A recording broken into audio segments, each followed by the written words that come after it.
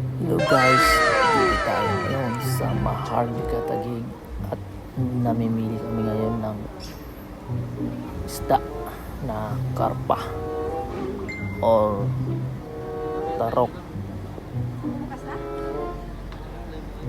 o di kaya lidap, yan ang tawag dyan. At ito, mamimili kami guys. Ang lalaki, no? Grabe. At sarap ng ihaw. Tapos sinabawan na ito na si kuya, oh. At tatanggalan na ng kaliskis. Medyo mahirapan din palang mahirap din palang tanggalin ng kaliskis, no? Kasi ang kakapal guys. Itong napili namin, mura lang yan, 550. Tapos hiningi namin kay kuya, naka-discount kami naman, nasa 450 ang bili namin. Sakto na yun guys, kasi malaki naman yan eh. Oh, grabe ang kakapal ng kaliskis. At di pa naubusan ng kaliskis yan. Meron ng kuya sa kuya na ito, natanggalan ng mga palipik, no? Mga alas 3 ng hapon to guys. Hinihintay sana namin yung gurami, kaso wala. Siguro mga alas 4. Maraming isda, kaso first na nag-open itong si kuya, kaya kami ang buhay na mano.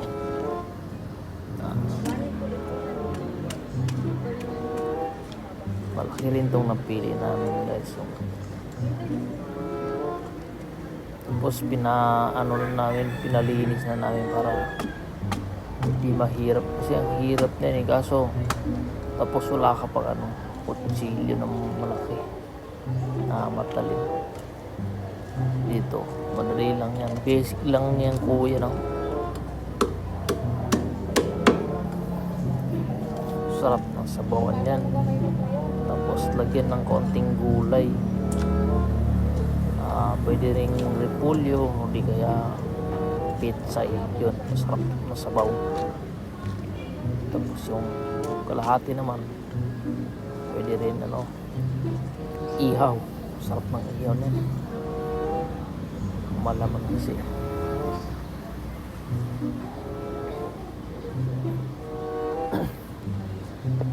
Ito na guys, so may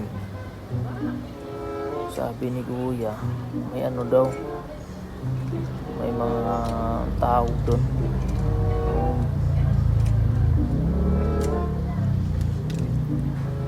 may mga siya, may mga itlog, yun, kukunin ni kuya yung itlog na yun.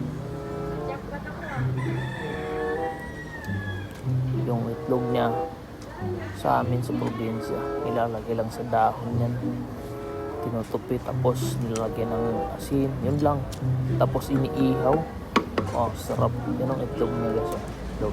Wow, napakadilaw niyan pag naluto na yan. Dito medyo hirap si kuya dito, kailangan niyang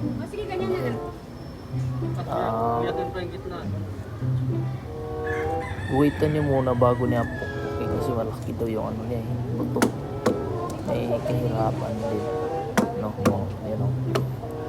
Ganyan ang diskarte pag buto.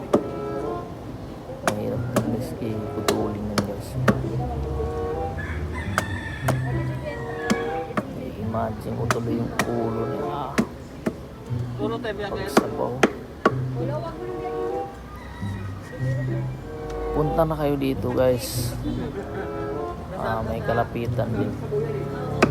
Galing kami ng Quezon City, Tandang Sora, from Taguig, Maharlika. Let's go.